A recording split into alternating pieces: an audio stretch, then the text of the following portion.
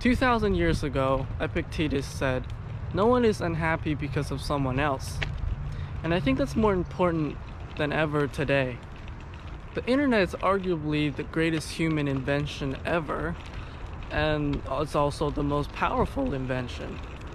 And with great power comes great responsibility. Take a minute and really think about what you use the internet for.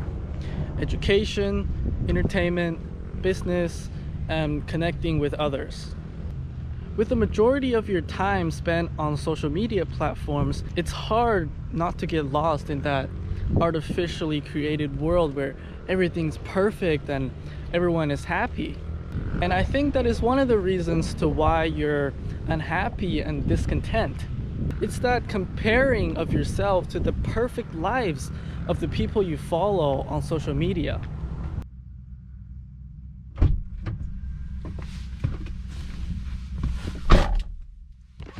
You've probably seen those Instagram versus reality memes. And yeah, they're all pretty accurate. So keep that in mind the next time you're scrolling through Facebook or Instagram. Remind yourself that everything on the internet isn't really what they seem to be. And stop comparing yourself to others. Be content with what you have.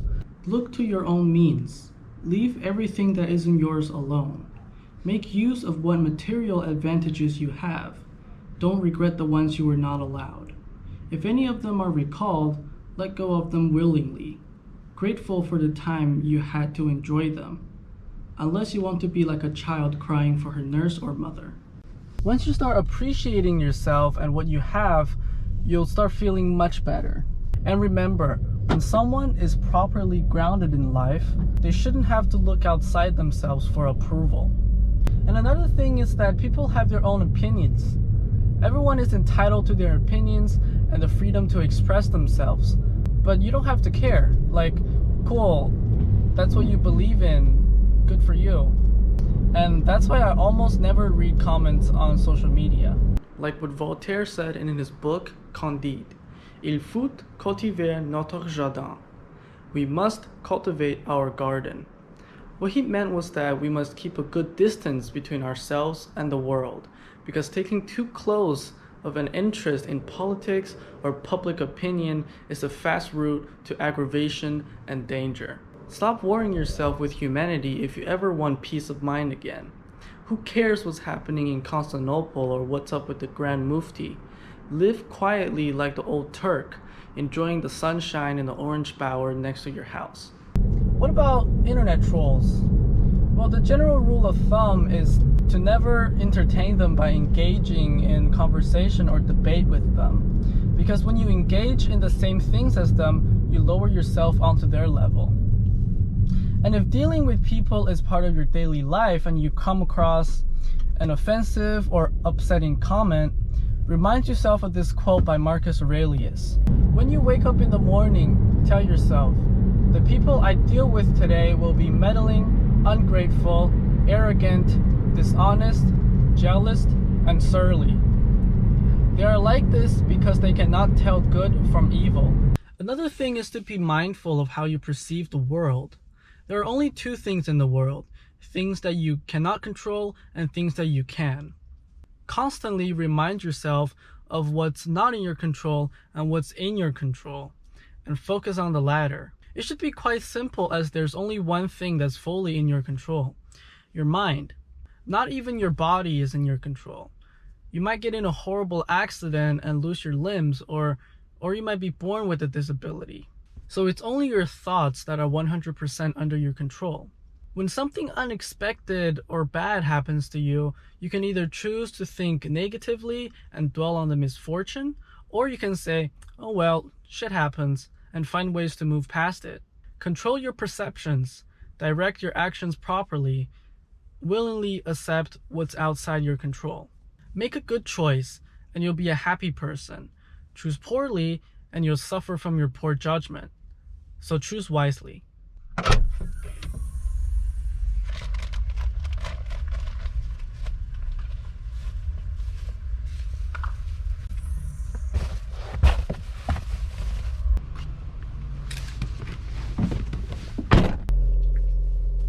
The last thing I want to talk about today is memento mori. At a Roman triumph, the majority of the public would have their eyes glued to the victorious general at the front, one of the most coveted spots during Roman times.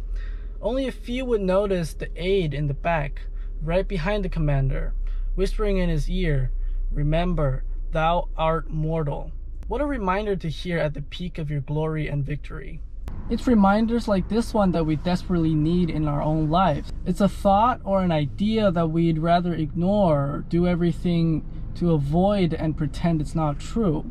Most often, our ego runs away from anything that reminds of the reality that sits at odds with the comfortable narrative we have built for ourselves. Or we are simply petrified to look at life's facts as they are. And there's one simple fact that most of us are utterly scared to meditate, reflect on, and to face head on. We are going to die.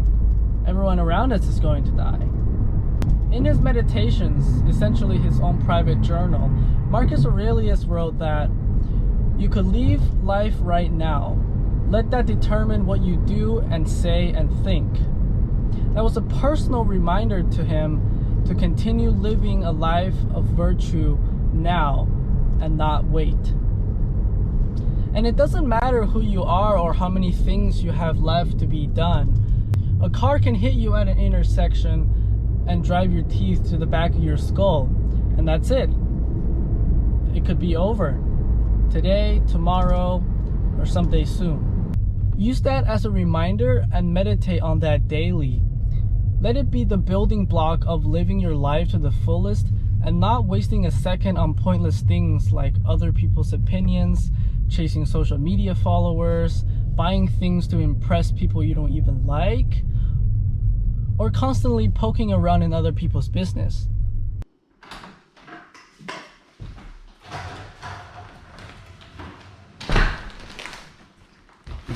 That was a big topic and I kind of got sidetracked towards the end there.